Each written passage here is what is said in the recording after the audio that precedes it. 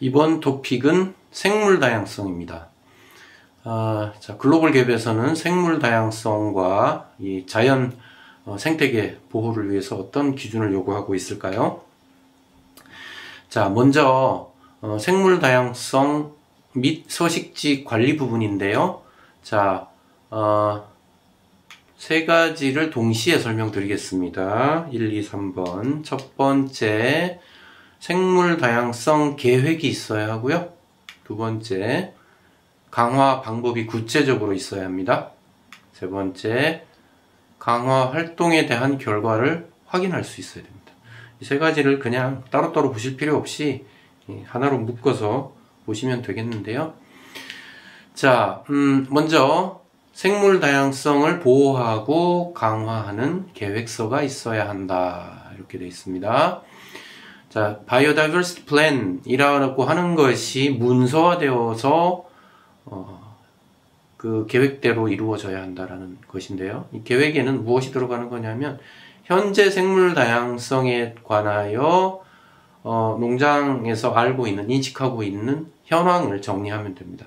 그리고 어떻게 증진해 나갈 것인지, 그리고 어떤 리스크나 위협이 있어서 보호 방법을 어떻게 할 것인지 이런 내용들이 있으면 되는 겁니다. 자, 이거는 개인이 간단하게 만들 수도 있고요. 아니면 그 지역에서 공통으로 생물 다양성 보존하기 위한 어떤 정책이 있다. 그럼 그걸 그대로 가져다 쓰셔도 상관없습니다. 자, 그런데 그 안에는 여러 가지 방안들이 포함되어 있어야 되는데요.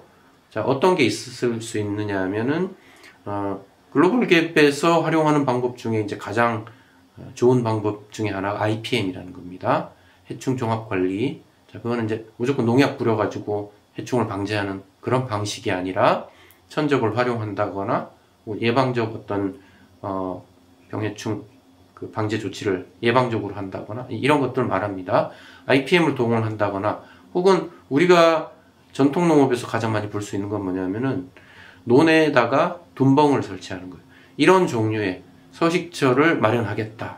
그럼 그런 플랜이 세워져 있고 이행되었느냐. 이렇게 초점을 맞춰서 보면 되겠습니다. 그 밖에 뭐가 있을까요?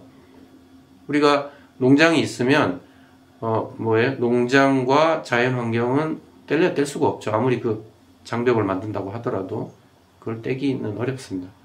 그런데 농장은 기본적으로 자연 생태계를 보호할 수는 없는 것이죠. 우리가 인간이 생산에 활용하기 위한 공간이기 때문에 기본적으로 자연 생태계를 파괴할 수밖에 없는 그런 상황이 됩니다. 그래서 그 주변을 완충지를 만드는 거예요. 우리가 유기농업에서 완충지하면 다른 데서 농약이 너무 들어올까봐 그걸 막아주는 역할을 한다 이렇게 생각하는데 비슷한 개념이긴 한데요. 내가 농사 짓는 거를 때문에 자연 생태계에 어떤 임팩트를 준다.